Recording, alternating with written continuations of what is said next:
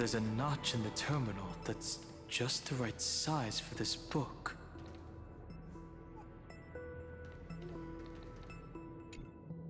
Branch number 1, archived. Encapsulating encryption key.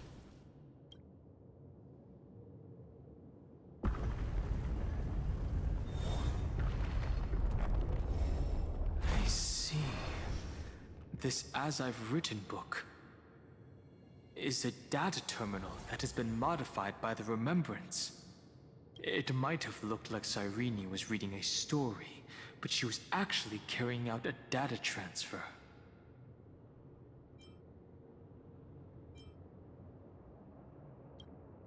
Right. That's a more direct way to think about it. No wonder these facilities are reacting to it. This book is a key. But Cyrene could never have known about the truth regarding the scepter. So where did she get this key?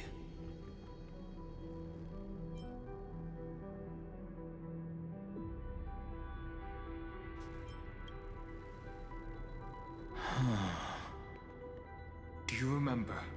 During her brief existence, Cyrene once encountered a certain Eon. Yeah.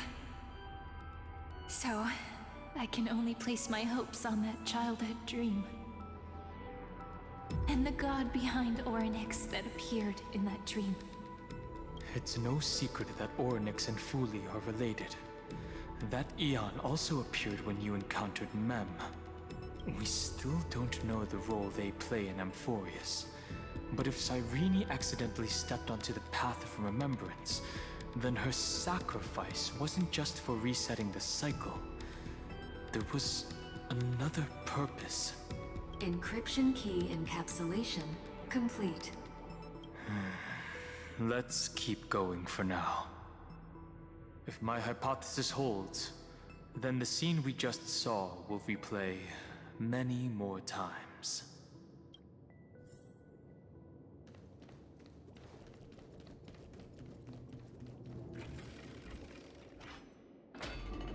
Hey, be careful. Everknight's eyes are everywhere. Don't get too far from me. The chronocognitive anchor will protect us.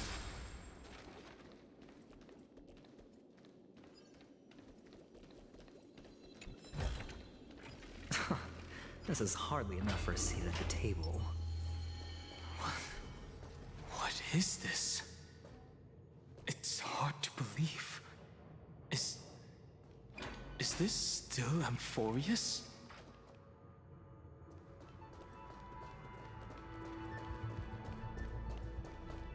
So many countless storage arrays.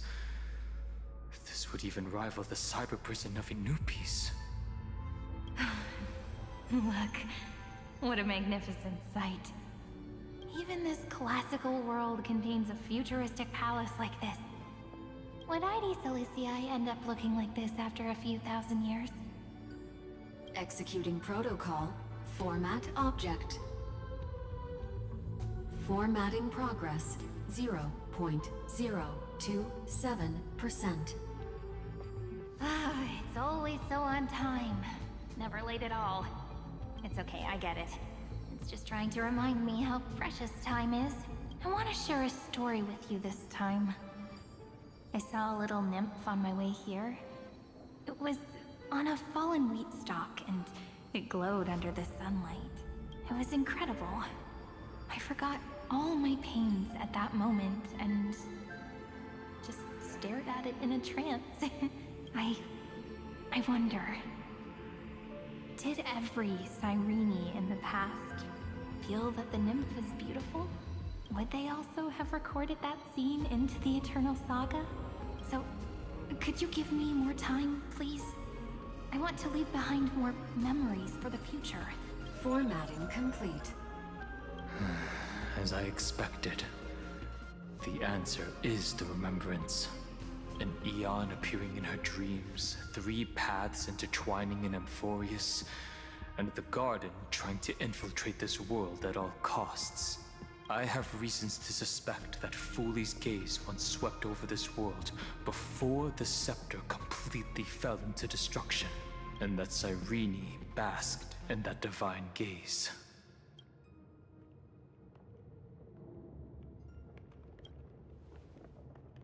Humanity cannot judge eons based on our own common knowledge. The Remembrance has always been an observer of the universe, ever since their birth. That's to be expected. The various factions are only followers of their eons, and Fooley was never known to be friendly with humanity. But there's still something I don't understand. According to Black Swan, the garden is internally fractured, and there's a party that craves the memory of an eon's fall. They would do anything to achieve that goal. Yet, I feel as though those memo snatchers didn't try to stop us at all. Instead, it feels like they were trying to cover something up.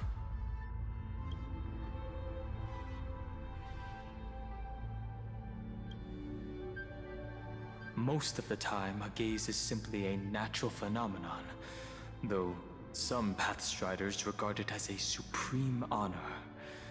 An Emanator, however, must possess power granted by an eon's blessing. I know what you're thinking.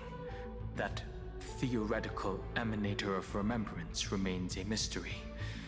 But now, I'm leaning towards the idea that what the garden's mirror reflected was a kind of miracle that Fooley left behind. Yes, we're thinking the same thing. Legend says that Fooley sits in meditation in the Anasrva Pure Land, spreading the seeds of remembrance across the universe. And when the cosmos ends, all the different realms will be reborn in their garden. If this sealed-off world is also within their gaze, then it's not too big of a stretch to surmise that they need a mechanism to save these incredible amounts of memories and store them somewhere out of the erudition's sight. And this mechanism was previously the Time Titan and their demigod. But after Amphoreus entered an endless loop,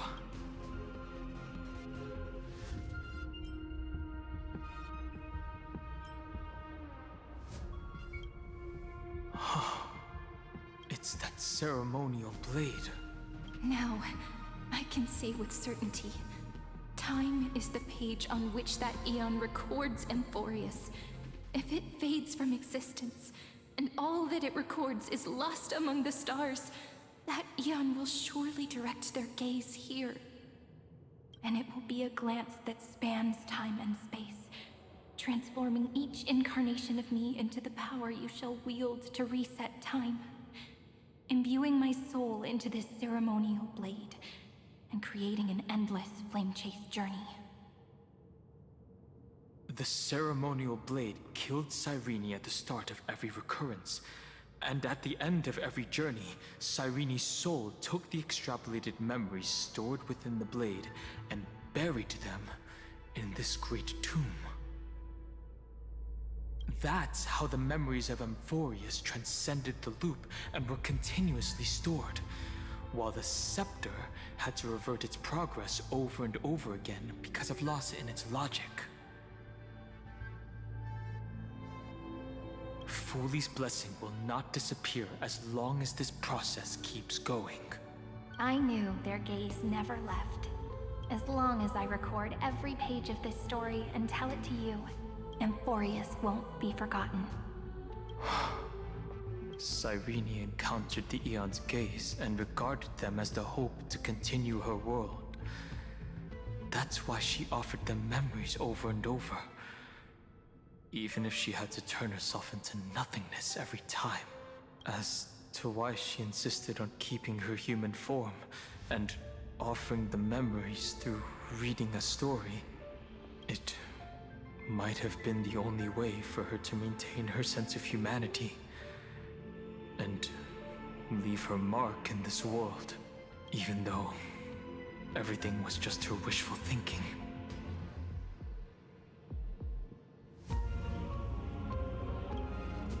Right. Based on the runes on the floor, the encryption key from earlier should be used here. There are 3 keys in total. We're 1/3 of the way through.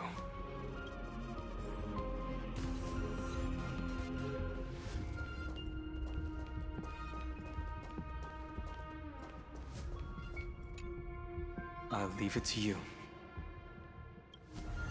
You never say anything, but I know you're listening. Every story I've told is like a little key that opened a door in your heart, no? The path has appeared. Go!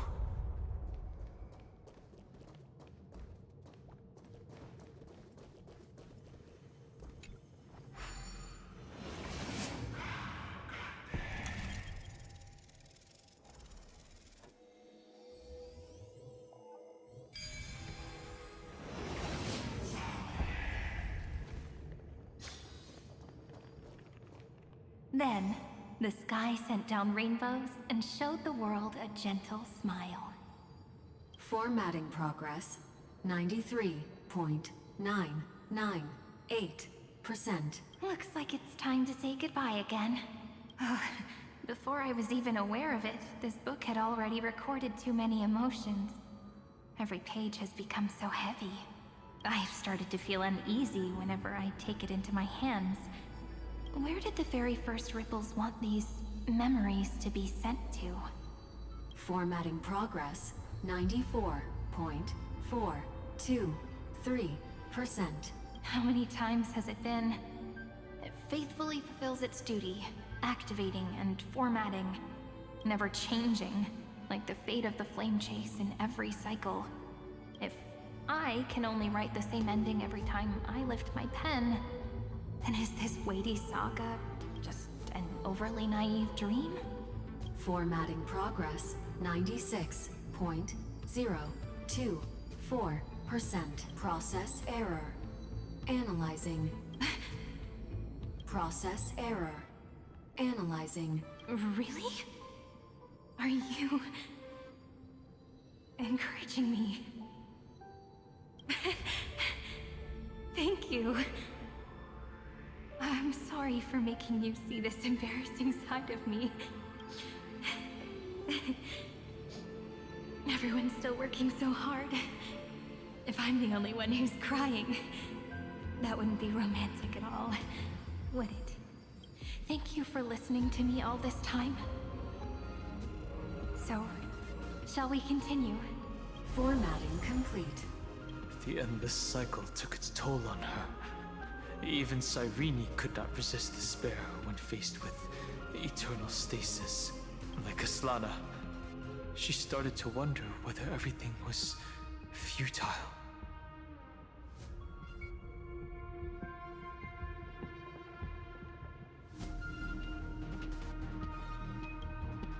Indeed, but I still haven't figured out one thing. Who exactly was she talking to? I thought it was an Eon at first, but the way she talked, it didn't sound like praying to a god at all. Maybe she's talking to her imagination? A hero within? But that wouldn't explain the process error. No matter who that listener is, Cyrene's storytelling is just a data stream for the scepter. Maybe, she thought, as long as she kept tossing drift bottles into the distance, someone was bound to pick one up someday. Accessing recurrence number 335503337. Once again, Castor is offered her final embrace to death. And from then on, she started another lonesome watch. How wonderful would it be for someone to give her a real hug?